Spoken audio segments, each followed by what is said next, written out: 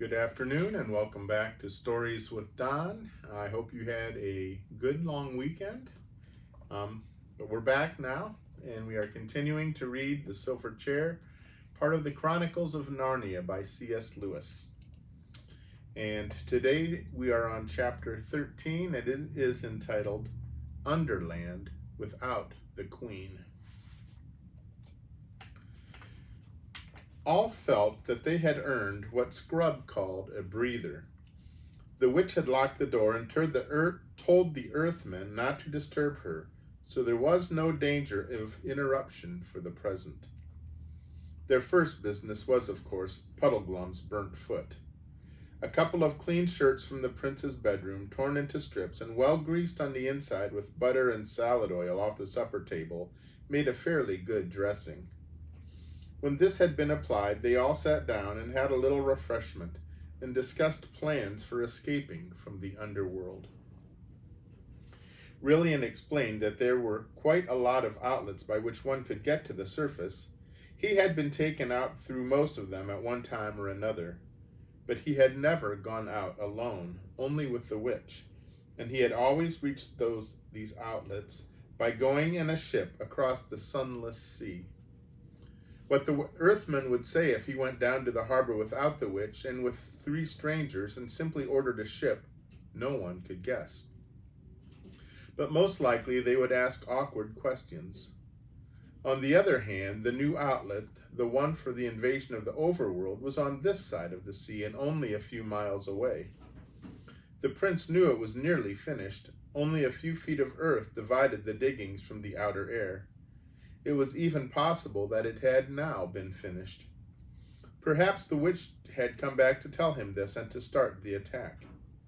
Even if it was not, and they could probably dig themselves out by that route in a few hours, if they could only get there without being stopped. And if only they found the diggings unguarded. But those were the difficulties.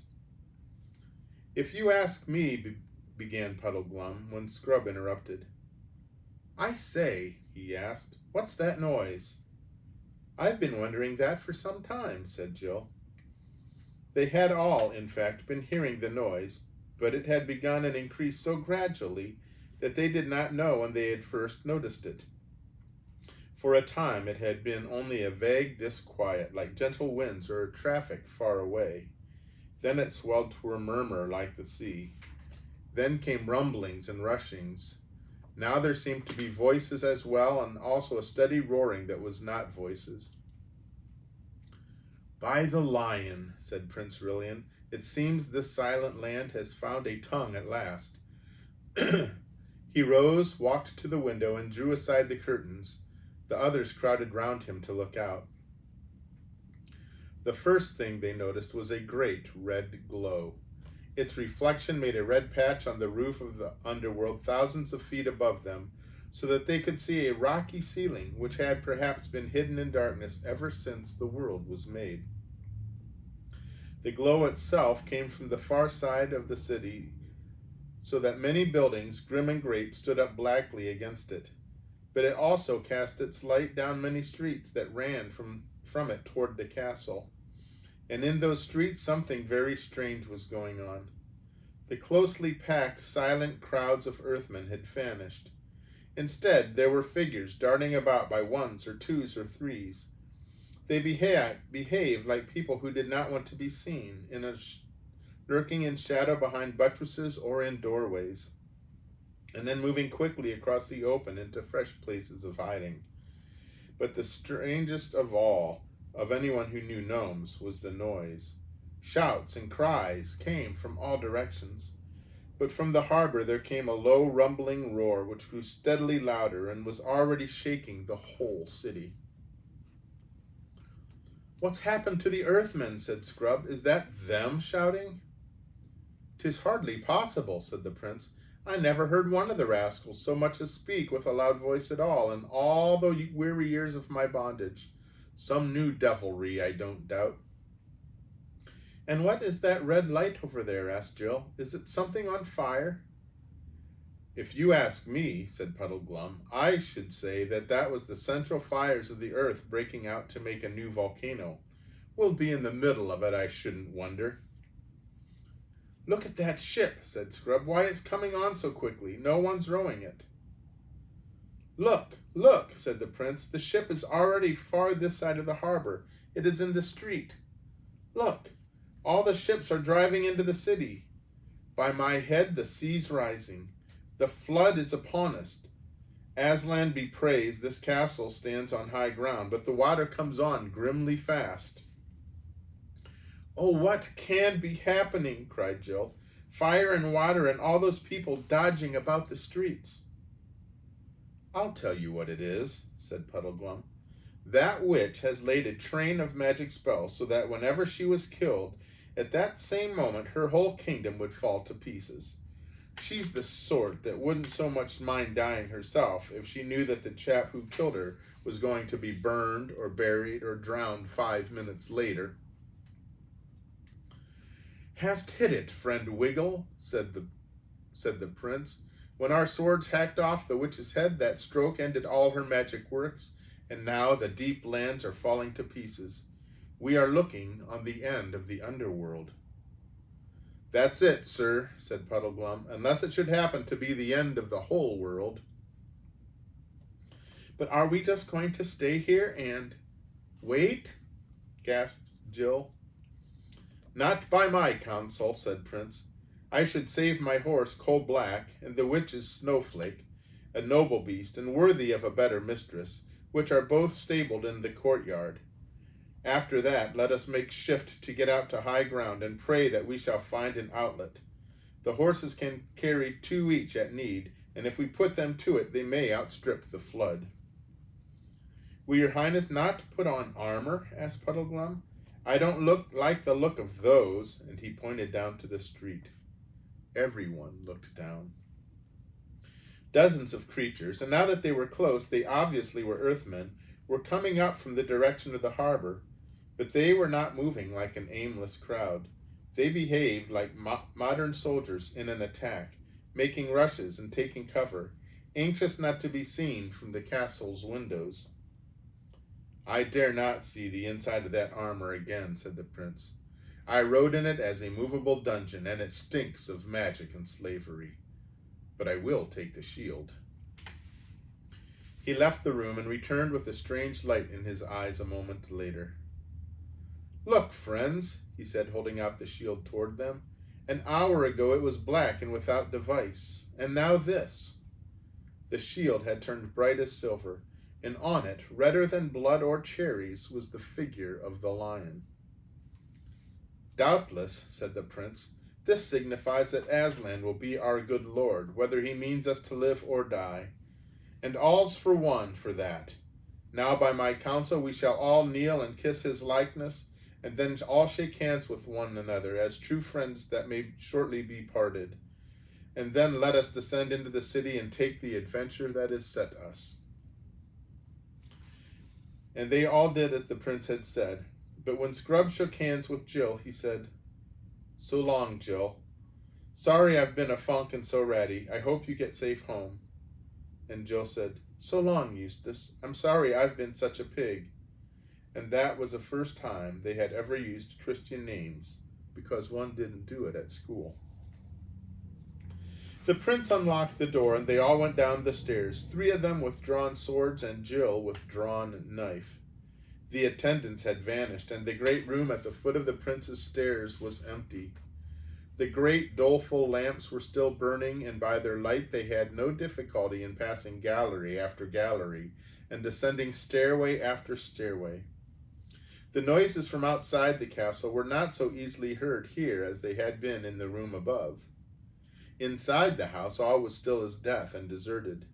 It was as they turned a corner into the great hall on the ground floor that they met their first Earthman, a fat, whitish creature with a very pig-like face who was gobbling up all the remains of food on the tables.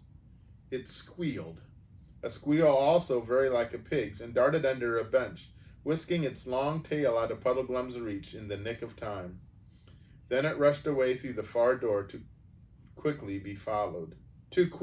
to be followed.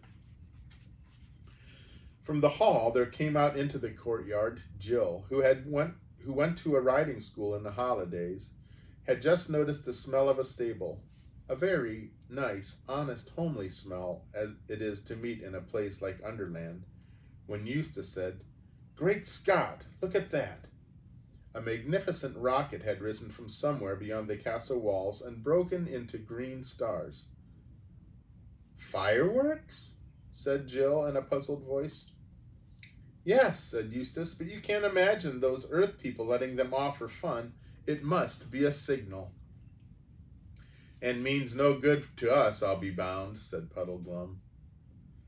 "Friends," said the prince, "when once a man is launched on such an adventure as this, he must bid farewell to hopes and fears. Otherwise, death or deliverance will both come too late to save his honor and his reason. Ho, my beauties!" He was now opening the stable door. "Hey, cousins! Steady, Coal-Black! Softly now, Snowflake! You are not forgotten!" The horses were both frightened by the strange lights and the noises.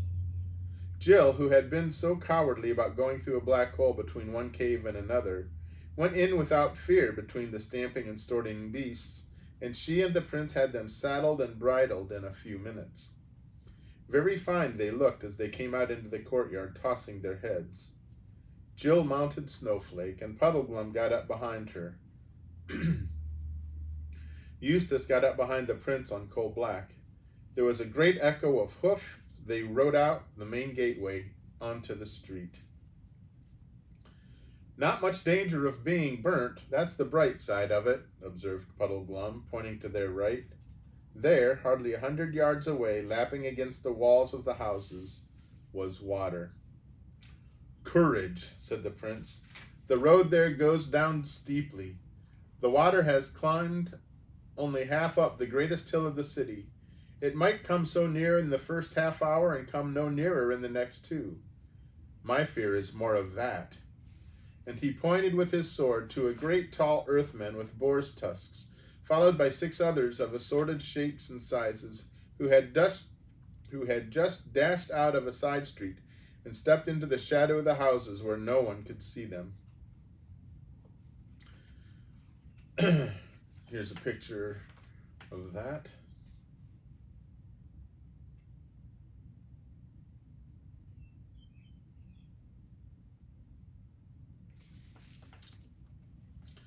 The prince led them, aiming always in the direction of the glowing red light, but a little to the left of it.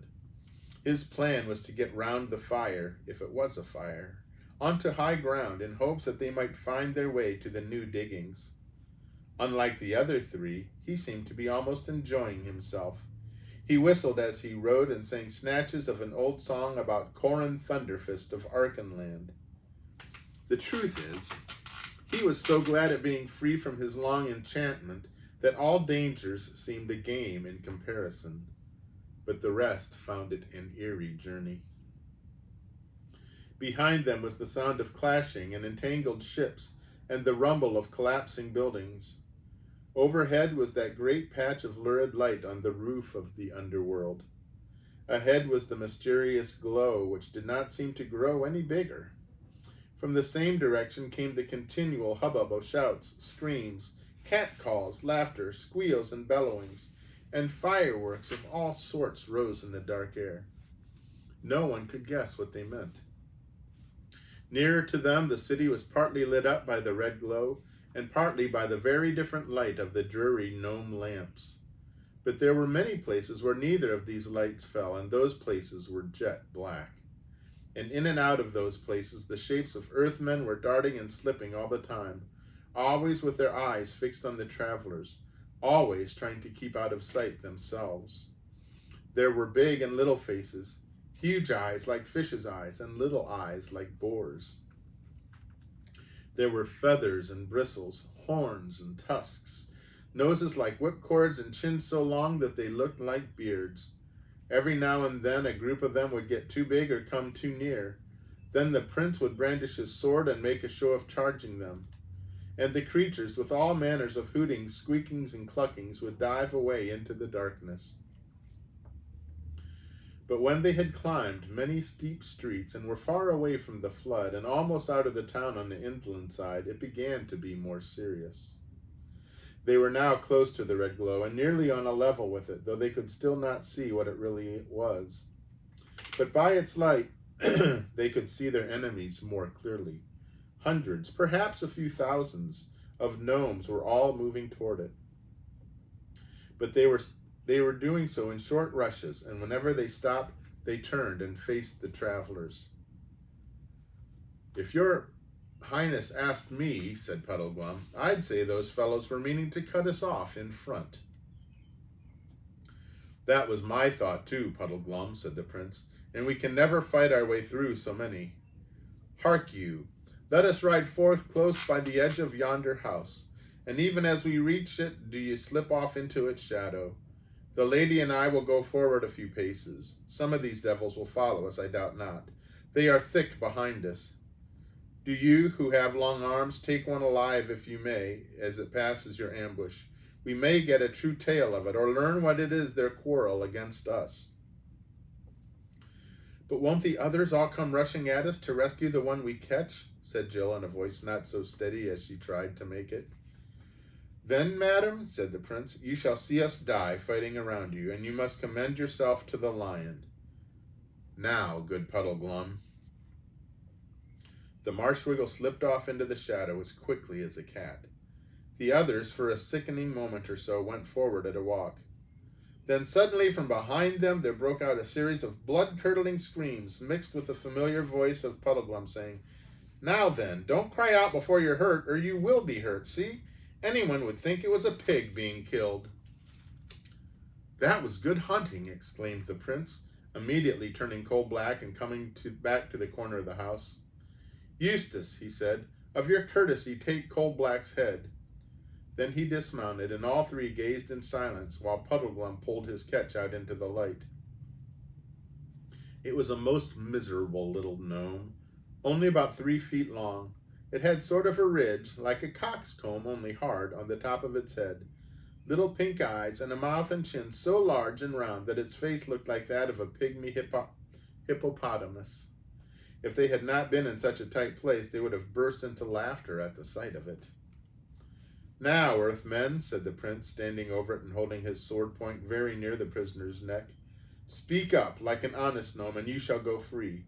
Play the knave with us, and you are but a dead Earthman.